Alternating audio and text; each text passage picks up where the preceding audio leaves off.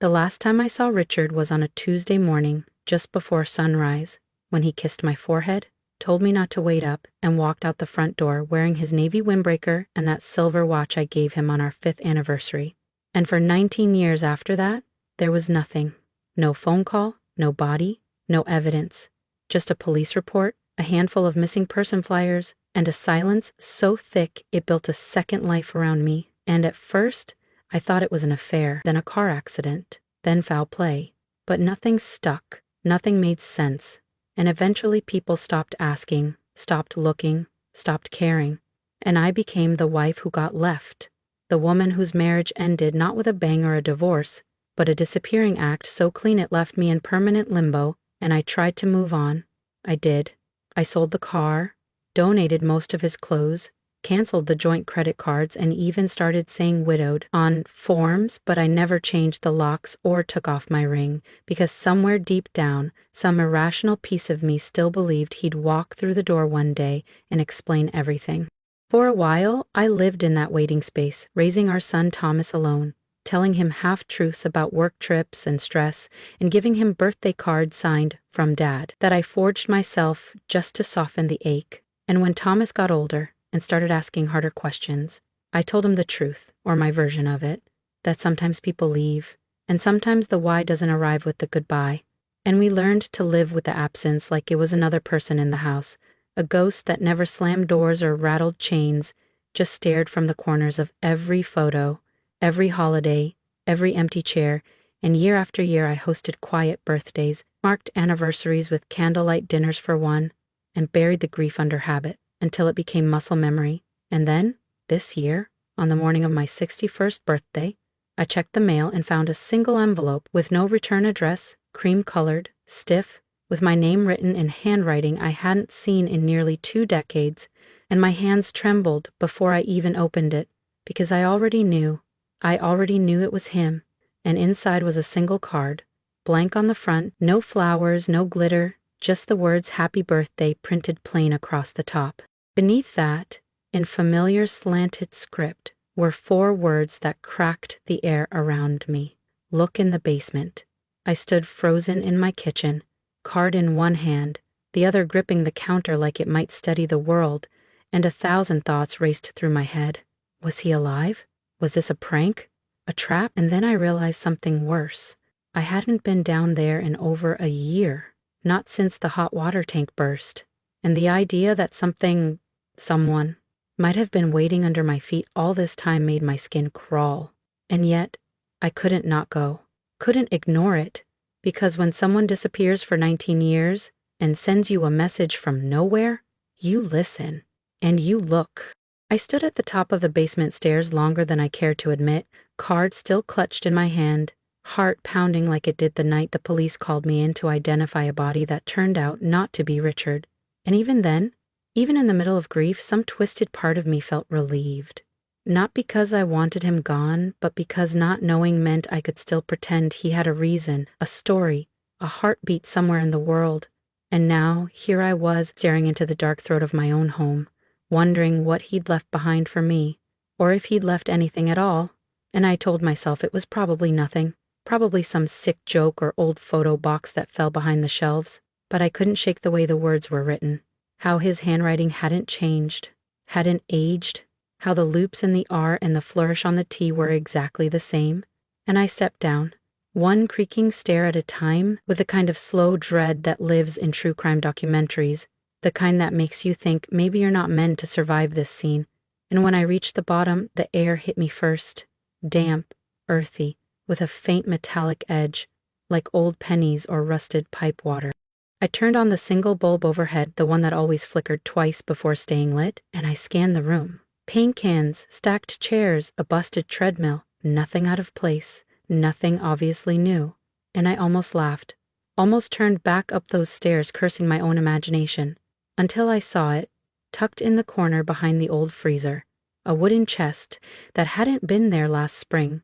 Small, plain, like something out of a war movie. It's the kind soldiers sent home with medals and goodbye letters, and my hands started shaking so hard I could barely lift the latch, and for a second I just stood there, frozen, every part of me screaming not to open it, not to let this story continue, But I did, slowly, and inside was a stack of envelopes, aged and yellowing, each one addressed to me, dated every year since he vanished, every birthday, every anniversary, every Christmas, all sealed, never sent, and on top of the pile was a phone, one of those old flip models, gray and dusty, and next to it a note, "Press play." And I don't know what made me do it, maybe habit, maybe hope, but I flipped open the phone and hit the only saved voicemail. And there it was, his voice, older, raspier, but unmistakably his. He said, "If you're hearing this, I'm gone, but I never really left, and I owe you the whole story. Start with the letters. I promise it'll make sense. Eventually." Then the message ended, and I sat on the concrete floor in that cold basement, letters in my lap, hands shaking, tears pouring down my cheeks, not because I was scared, but because for the first time in 19 years, I had proof that he hadn't forgotten me. He'd just been hiding something big. I carried the chest upstairs like it was made of glass and grief, set it on the coffee table, and stared at it for a long while, afraid to disturb the delicate order of the past now laid bare in front of me, and the envelopes sat there like tiny gravestones, each one marked with my name, each one a year of silence that could have been filled with answers. And when I finally opened the first, the one dated exactly 1 week after his disappearance, my hands trembled so badly I had to steady myself against the armrest, and inside was a single sheet of paper, lined notebook paper like he used to use for grocery lists and to-do reminders, and it started with "Dearest Grace," like I was still his, like I hadn't been hollowed out by his absence. And then it unfolded into a confession so surreal I had to read it twice just to make sure I hadn't finally broken with reality, because Richard hadn't run away from me. He hadn't died or cheated or simply vanished into a selfish midlife crisis. He had gone into hiding. Not from me, from people. Dangerous ones I never even knew existed. He had been working a government contract before he disappeared, something I'd vaguely known about, something he always described as routine consulting. But it turns out that routine was a cover for something much darker. Something about a whistleblower program, sealed testimony, and men in suits who didn't like what he knew, and when he realized they were watching him, tapping calls, showing up near the house, he said he had 2 choices: vanish, or risk dragging me and Thomas into something that might have gotten us killed. And so he vanished. That was the first letter. The others told more, piece by piece, not just about the why, but the how. The months he spent on the run, the jobs he took under fake names, the places he stayed, and the regret that followed him like a shadow he couldn't outrun. He wrote about my birthday every year, said he'd bake me a lemon cake if he could, said he hoped I still sang along to the same records when I cleaned the house, said he missed the sound of my laugh and the way Thomas used to climb into bed between us and ask for one more story. And I read 5 letters in one sitting before I broke, sobbing into the sleeves of my sweater like I was mourning a man who'd just died instead of one who'd already missed 2 decades of my life. And I wanted to be angry. God, I wanted to scream. But somewhere beneath all that pain was something quieter. Relief. I hadn't been crazy. I hadn't been abandoned without reason. He'd left to protect me, and while that didn't heal everything, it cracked open a door I thought was welded shut forever. I opened the 6th letter, then the 7th. I lost track of time, of tears, of pages, and by the time I reached the bottom of the chest, I realized something even more unsettling than his secret. I didn't know if he was alive or dead now. His last letter was dated 3 years ago. No return address, no explanation. Just a sentence at the end that made my blood run cold. If you've made it this far, it means I'm either free or found. The next morning, I didn't wake up. I came to like someone surfacing from a dream soaked in memory and disbelief, the chest still sitting open on the coffee table. Letters spread like a crime scene, my tea from the night before cold and untouched. And I moved through the house like a ghost, checking windows, relocking doors, half expecting someone to be watching, someone to knock, because if what Richard wrote was true, then someone out there might not want those letters read. And I knew that sounded paranoid. But paranoia starts to feel like wisdom when your husband vanishes for 19 years and then sends you breadcrumbs from the edge of nowhere. And after breakfast, I called Monica, not because she had anything to do with it, but because she was the only person I trusted to keep her voice level even when the world tilted sideways and I told her everything: the card, the chest, the letter, the voicemail. And when I paused, she said nothing for a long moment before asking, "Do you feel like you're in danger?" And I didn't know how to answer that, because danger doesn't always knock. Sometimes it lingers, silent and unseen, like mold behind drywall. She said, "You need to bring the letters here. All of them. We need a copy of everything." And I agreed. But before I could hang up, she asked, "Grace, is there any chance he's still alive?" And I wanted to say no, to shut that door before it cracked open, hope I couldn't afford. But I said, "I don't know," because that was the honest truth. And after the call, I packed the letters into a satchel and drove to Monica's office with my jaw tight and my heart racing, every stoplight feeling like a checkpoint, every car behind me a shadow with intent. And when I got there, Monica laid them out across her long oak desk, like a map of secrets, her eyes scanning quickly, professionally. But I could see the shift in her posture, the way her fingers twitched when she reached the final one, and she looked up at me and said, "Grace, this isn't just a family matter. If this is real, there are laws, there are people who might want to silence it." And I felt something twist in my gut. Not fear exactly, but confirmation, because I wasn't crazy to feel watched. I was late in realizing I had been watched all along, and we made copies of everything, scanned and encrypted, Monica sealing the originals in a fireproof box. As I left her office, she handed me a small burner phone and said, "If anything strange happens, don't call. Text this number. Short words only. Got it?" And I nodded, pocketing the phone like it was a lifeline and not just plastic. And back home, the air felt different, too quiet, like the calm before a very specific kind of storm.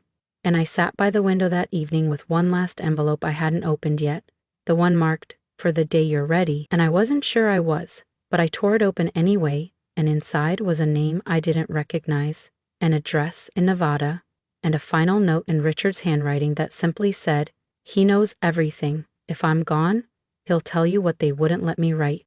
I didn't sleep that night. I laid in bed with the envelope on my chest and the burner phone within reach, listening for sounds that didn't belong. Tires pausing too long on gravel, hinges groaning that shouldn't, footsteps in a house meant for one. The kind of quiet that used to soothe me now crawled along my skin like static. In the morning, I packed light, just what I needed: a change of clothes, a notebook, the letters, the Nevada address. I left a note from my neighbor, simple and vague: "Taking a short trip. Don't water the plants. I'll explain later." Monica didn't ask questions when I texted "Gone West." She just replied with, "Be safe. No stops longer than 15 minutes. No motel chains. Park where there's light." I took back roads, no GPS, just the address printed on the back of an old gas receipt Richard must have grabbed in haste. It took me 11 hours. I didn't eat, barely drank, just drove, watching the sun burn its way across the sky, lower and lower, like it was following me, too. The house was small, desert-colored and plain, the kind of place people disappear into without leaving a trace. I parked on the street, took a breath, walked to the door. My hand trembled when I knocked, once, twice. Then the door opened, and there he was, the man from the envelope, older than the photo Richard left, beard going gray, eyes like mine, wide, skeptical, already measuring how much of me could be trusted. "Grace?" he asked. I nodded. He stepped aside without speaking, let me in. The inside was cool and dim, blinds drawn, paper stacked in neat towers on every surface. The air smelled like old books and secrets. He pointed to the couch. I sat. He didn't. "You shouldn't be here," he said. "They might have followed you." I told him I didn't come to be safe. I came for the truth. He laughed, short and sharp. "Nobody ever really wants the truth. They just want permission to keep lying to themselves." I didn't flinch. "Then give me the kind that hurts." He sat then across from me and pulled out a folder, thick, worn. "Your husband," he began, "was not who you thought he was. Not just because he left, but because he never told you what he knew." And then he opened the folder. Inside were photographs, documents, names I'd seen scribbled in the margins of Richard's letters, government seals, confidential stamps. One picture made my breath catch. Richard, younger, standing beside someone I recognized only from the news. I reached for it, but the man pulled it back. "If I give you this," he said, "there's no undoing it." I looked him in the eye. 19 years ago, my life ended in silence. You think I came all this way for a maybe? He studied me for a long time, then pushed the folder across the table. "Start reading." I read for hours. My fingers trembled over every page like they were touching the bones of something long buried. Richard's name appeared again and again, not just in memos, but in reports, field notes, confidential briefings signed off with initials I recognized from congressional hearings. He hadn't just vanished.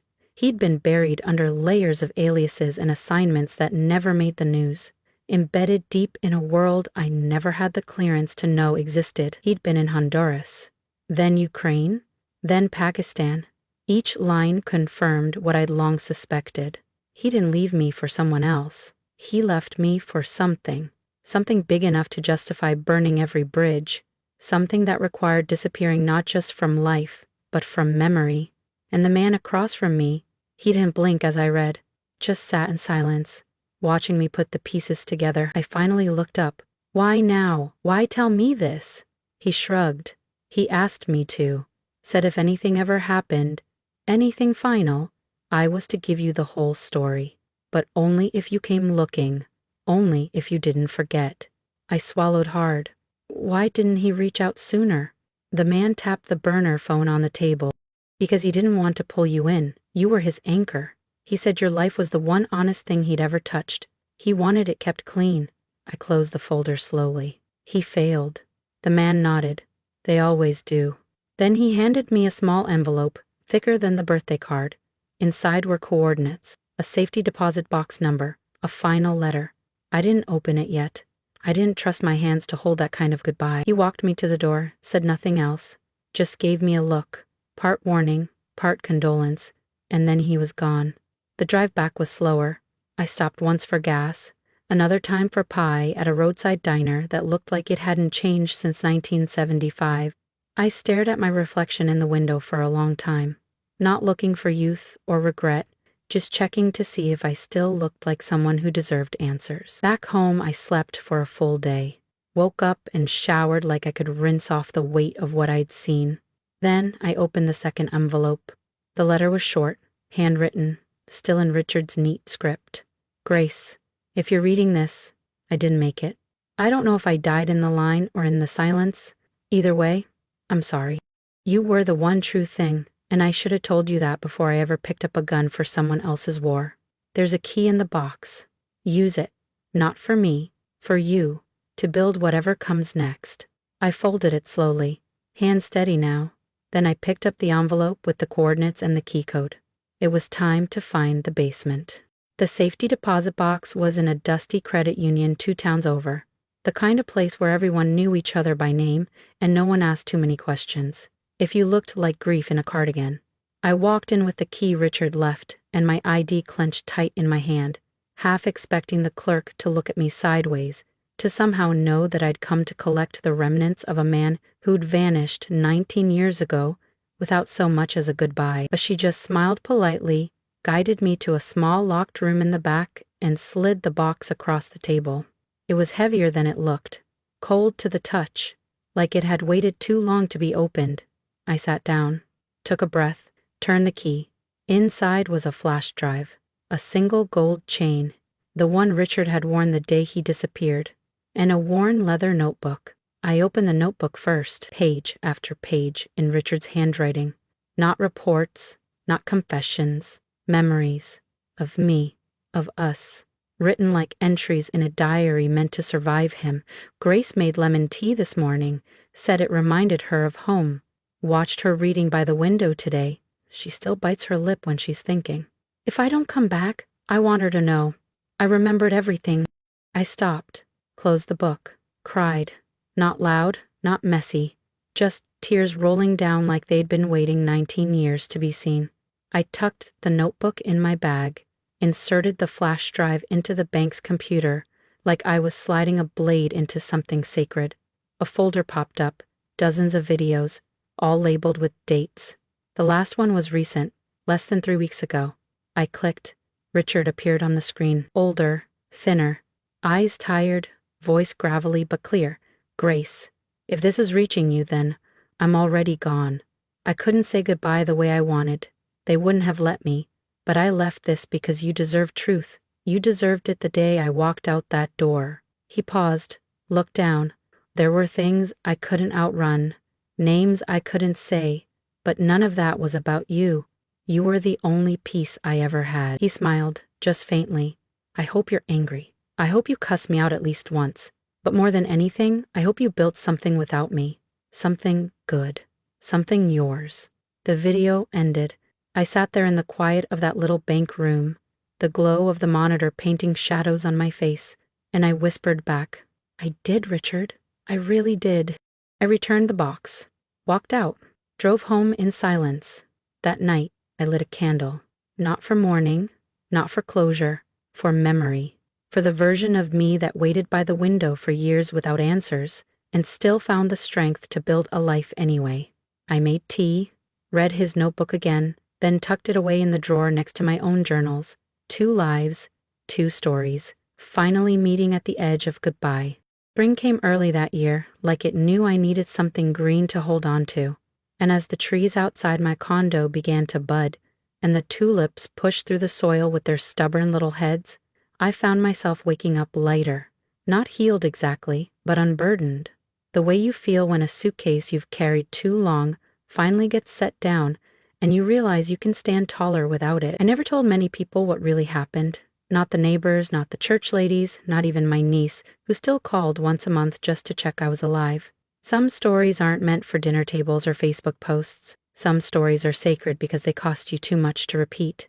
But I told Tyler, one night on the balcony, 2 mugs of mint tea between us, the flash drive in my lap and Richard's notebook in his hands. He listened like only he could, quietly, respectfully, no interruptions, no disbelief, just the wide-eyed focus of someone who knew that sometimes truth arrives late, but it still matters. So he was a spy, Tyler asked, voice barely above the hum of traffic in the distance. Something like that, I said.